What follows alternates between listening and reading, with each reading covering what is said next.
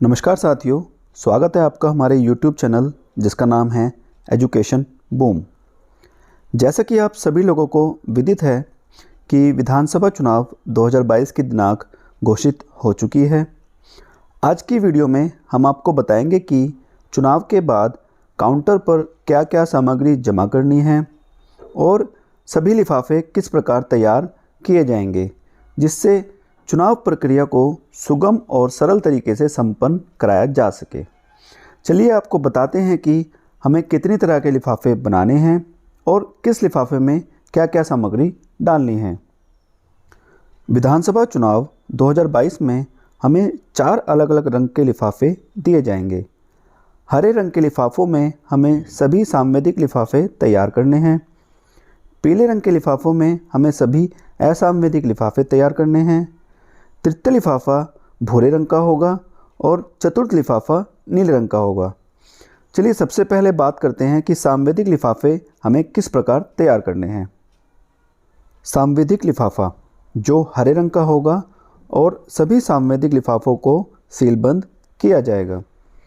इसमें जो सबसे पहला लिफाफा बनेगा वो बनेगा निर्वाचक नामावली की चिन्हित प्रति। जो हमारा प्रथम मतदान अधिकारी निर्वाचक नामावली की प्रति इस्तेमाल करेगा पुरुष और महिला मतदाताओं के लिए, वो प्रति हम पहले लिफाफे में डालेंगे।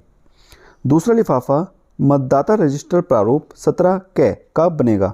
जो हमारा द्वितीय मतदान अधिकारी मतदाताओं के हस्ताक्षर एवं अन्य विवरण भरने के लिए रजिस्टर प्रारूप इस्तेमाल करेगा, वो हम इस लिफाफे में डालेंगे। तीसरा लिफाफा मतदान पर्चिया का बनेगा। जो P2 जो द्वितीय मतदान अधिकारी जो पर्चियाँ बनाकर देगा वो P3 के पास जमा होंगी और वो सभी पर्चियाँ इस लिफाफे में डालकर इस लिफाफे को सीलबंद किया जाएगा।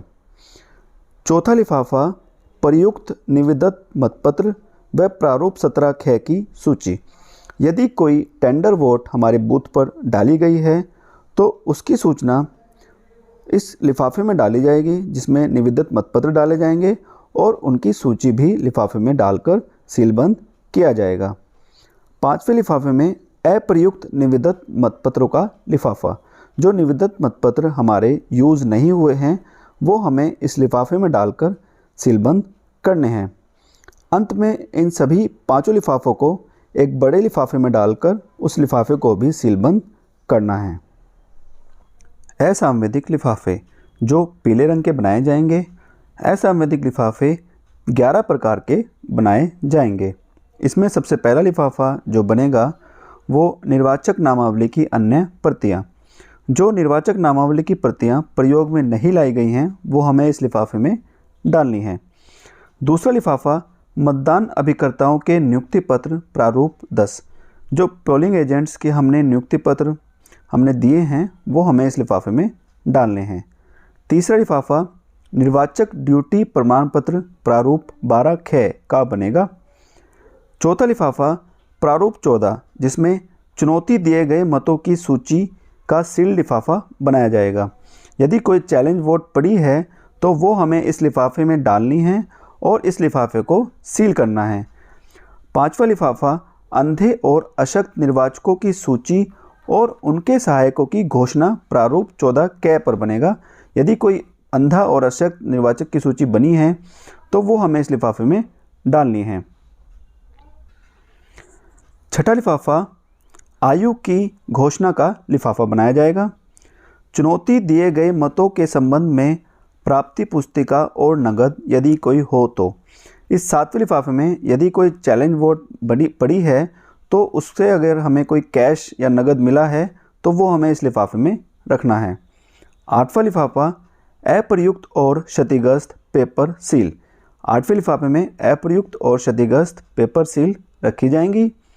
9वें लिफाफे में अप्रयुक्त मतदाता पर्चियों का लिफाफा। इसमें जो मतदाता पर्चियां यूज़ नहीं हुई हैं वो हमें इस लिफाफे में डालनी हैं। 10वां लिफाफा अप्रयुक्त और क्षतिग्रस्त स्पेशल टैग। जो स्पेशल टैग यूज़ नहीं हुए हैं या ख़राब हो गए हैं तो वो हमें इस लिफाफे में डालनी है। 11वें लिफाफे में अप्रयुक्त और क्षतिग्रस्त स्ट्रिप सील डालनी है। साथियों, सभी असंवेदिक लिफाफे खुले रखे जाएंगे केवल प्रारूप 14 जिसमें अगर यदि कोई चैलेंज वोट पड़ी है उस लिफाफे को हमें सील बंद करके रखना है। तृतीय लिफाफा जो हम तैयार करेंगे वो भूरे रंग के होंगे। उसमें पीठासीन अधिकारी की हस्तपुस्तिका, अमिट स्याही की शीशी, ईवीएम वीवीपैट प्रशिक्षण मैनुअल, एरोक्रॉस एवं मार्क रबर मोहर, सुभिन्नक चिन्ह की मोहर, स्टाम्प पैड, मतदान समाप्ति पर वीवीपैट से निकाली गई बैटरी, ये सब डाली जाएंगी।